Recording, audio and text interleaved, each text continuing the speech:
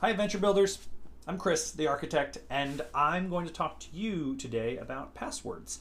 And I'm going to talk a little bit about a specific example in which you might want to use a password and why it's so useful. And it's something you just might not have thought about as you're building this.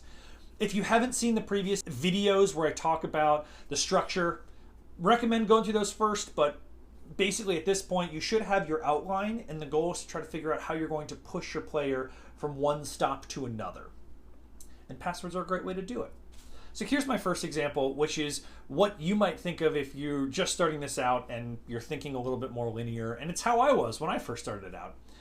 You send your player to a park where they find an envelope, and inside the envelope is a riddle or a puzzle or some encoded message where once they decode it, it sends them to a restaurant. It's the name of the restaurant.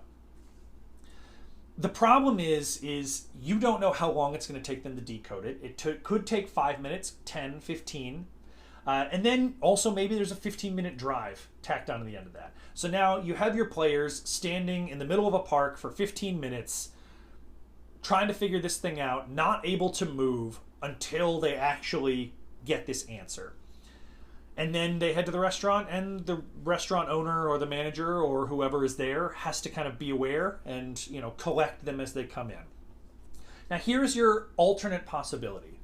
They arrive at the park and they find the envelope, but at the top of the envelope says your next stop is at X local restaurant. Please use a local restaurant. They're just so much better in every way. But once you arrive, you have to give the host or hostess this password.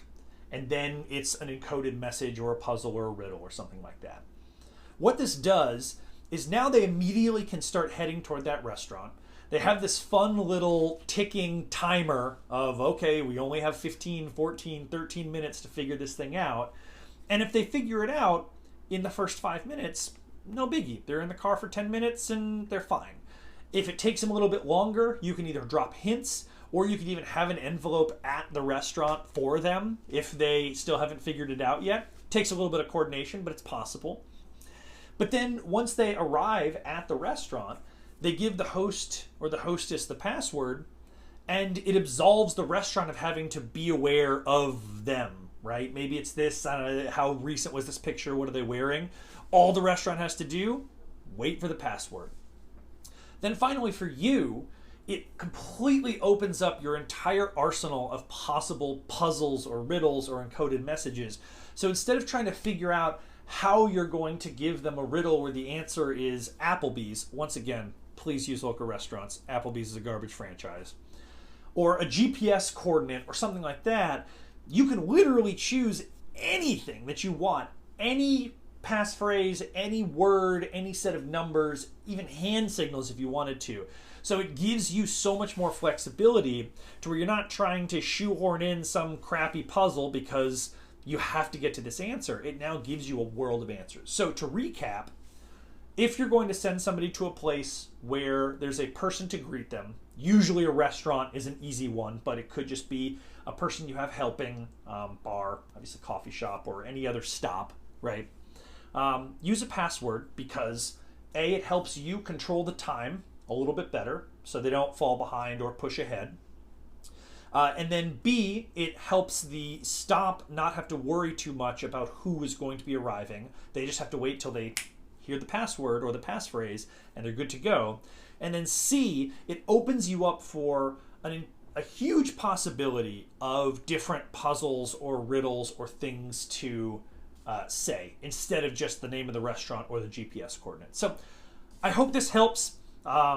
Please, if you have any gambits or puzzles or riddles or ideas that you love to use, put them in the comments below, as well as anything that you would like me to cover. If you want me to focus on a specific puzzle or encoded message or anything like that, always happy to do so. Lastly, if you really like these videos and you want to support me, go ahead and head on over to patreon.com/constructedadventures. There's 2 different tiers. One's just a small one for people that just want to support the work of a wild event planner in a global pandemic. And the other one is for people that want some goodies. Every time I do videos that specifically talk about something, I always like to build out some of those puzzles for you or create something to basically help you from having to do some of the tedious work. Last week I released a video about the Knight's Tour puzzle, which is basically moving a chess piece across a board to spell out a message.